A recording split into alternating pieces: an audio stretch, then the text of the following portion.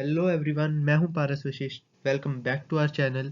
तो आज हम कवर करेंगे जैसा ही मैंने प्रॉमिस किया था कि इंटरमीडिएट के स्टूडेंट्स के लिए हमारे पास प्रपोज स्कीम के अंदर क्या क्या नई चीज़ें होंगी। तो वीडियो को हम थोड़ा शॉर्ट रखेंगे, लेकिन हम सारे पॉइंट्स कवर करने की कोशिश करेंगे ताकि आपका भी टाइम वेस्ट ना हो। तो सबसे पहले हम बात करते हैं सब्जेक्ट्स में हमें क्या क्या चेंजेस देखने को मिलेंगे।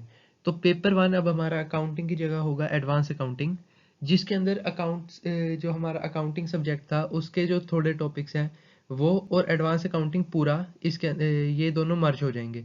अकाउंटिंग के मैंने थोड़े टॉपिक्स इसलिए कहे क्योंकि अकाउंटिंग के थोड़े टॉपिक्स जो है ना वो हमारे पास फाउंडेशन में शिफ्ट हो जाएंगे।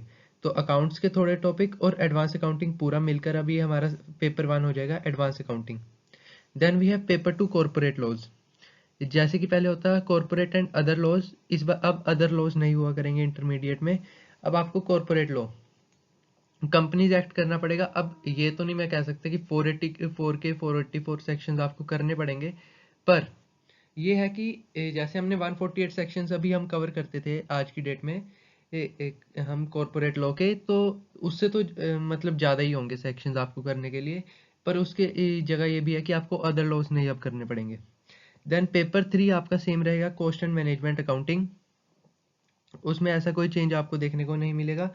तो और हाँ, ये ध्यान रखें कि अब जो ग्रुप्स हैं वो थ्री थ्री सब्जेक्ट्स के हो गए हैं, क्योंकि जो हमारे पास एडवांस अकाउंट्स है वो मर्ज हो गया अकाउंट्स के साथ।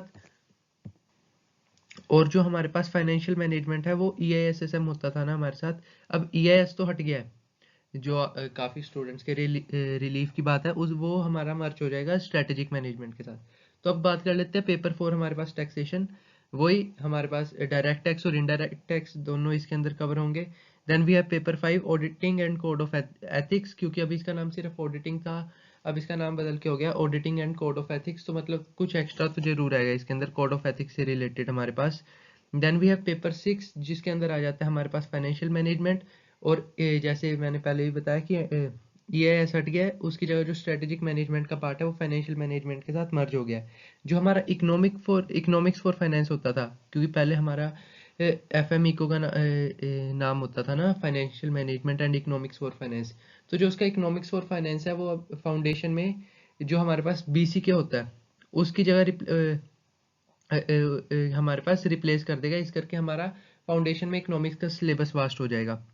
तो यहाँ पर अब देखो कि हमारे पास FM एंड इको में से इको हट गया, EISSM में से EIS हट गया, तो अब इन दोनों को मर्ज कर दिया, फाइनेंशियल मैनेजमेंट और स्ट्रेटेजिक मैनेजमेंट को।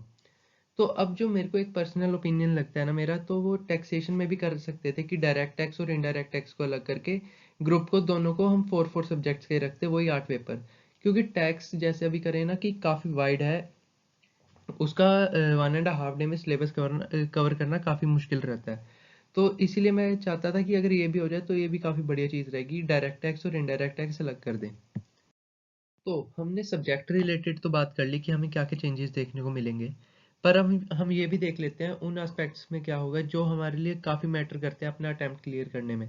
तो सबसे पहला देखा जाए मैनर ऑफ असेसमेंट। पहले क्या होता था हमारे पास, ये दोनों ग्रुप्स के अंदर ना दो सब्जेक्ट होते थे जिसके अंदर हमें 30% MCQ, वही 30 मार्क्स MCQ और 70 मार्क्स हमें सब्जेक्टिव पेपर होता था।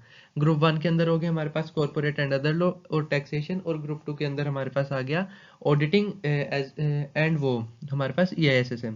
पर अब क्या होगा, rather than these selected papers, अब हर एग्जाम के अंदर आपको ये MCQ पैटर्न देखने को मिलेगा, वही 30 मार्क्स के MCQ and 70 marks subjective part. पर अब अगर ये MCQ लाए हैं तो इसके अंदर एक कैच है कि अब आपको 25% नेगेटिव मार्किंग भी देखने को मिलेगी, जैसे कि फाउंडेशन में होता है। तो अगर आपका 1 मार्कर MCQ है तो आपके उसके अंदर नेगेटिव मार्किंग हो गई वही -0.25, और अगर आपका 2 मार्कर MCQ है तो आपको नेगेटिव मार्किंग हो सकती है आपकी -0.5। तो अब हर चीज़ के अपने प्रोज एंड कॉन्स है। एक तरफ कह लो कि MCQ कईयों को स्कोरिंग भी लगते हैं तो MCQ आ गए, पर अपने साथ अब वो नेगेटिव मार्किंग भी लाए हैं, तो वो तो अब आपको मैनेज करना पड़ेगा। फिर आता है अब हमें एग्जाम्पशन। पहले क्या होता था, वही एग्जाम्पशन स्कोर करनी अभी भी वही रहेगी, मतलब दोनों स्कीम के अंदर कोई ज़्यादा चेंज नहीं है। एग्जाम्पशन स्कोर करने के लिए कोई चेंज नहीं है, वही आपको 60% मार्क्स लाने हैं। एग्जाम्पशन का फ़ायदा ये होता है कि आपको अगर आपका ग्रुप रह भी जाता है किसी वजह से कि मतलब कोई एग्ज़ाम क्लियर नहीं हुआ या फिर एग्रीगेट नहीं बना, तो अगले अटेम्प्ट में आपको जिस सब्जेक्ट के अंदर आपके 60 मार्क्स या उससे ज़्यादा है, मतलब एग्जाम्पशन है, वो आपको देना नहीं पड़ेगा for the immediately next 3 attempt जो है आपके। और लेकिन अब यहाँ पर ये आता है कि अगर जो हमारे पास करंट स्कीम है ना, अगर आपका नेक्स्ट 3 अटेम्प्ट के अंदर भी ये अटेम्प्ट क्लियर नहीं होता, जो मतलब आपके एग्जाम्स हैं वो क्लियर नहीं होते, तो आपको क्या होता था कि जो आपकी एग्जाम्शन होती थी वो लैप्स कर जाती थी, मतलब अब आपको वो पेपर भी देना पड़ेगा उसके बाद अगर आप 4th अटेम्प्ट दे रहे हो। लेकिन अब क्या हुआ करेगा प्रपोज स्कीम के अंदर कि आपकी एग्जाम्शन तो आपके पास रहेगी, मतलब आपका वो जो आपका सब्जेक्ट है वो आपको परमानेंटली पास मान लिया जाएगा, वो आपको देने की ज़रूरत नहीं।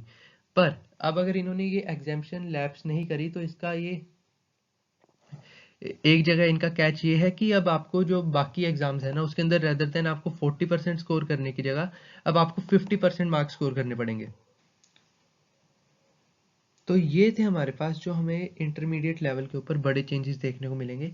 मैंने काफ़ी कोशिश करी है कि मैं मेजर पोर्शन कवर कर दूं, क्योंकि काफ़ी अननेसेसरी चीज़ें हैं जो आपको ऐसा सच इम्पैक्ट नहीं करेंगी, तो ये मैंने इसके अंदर मेजर पोर्शन कवर करने की कोशिश करी है।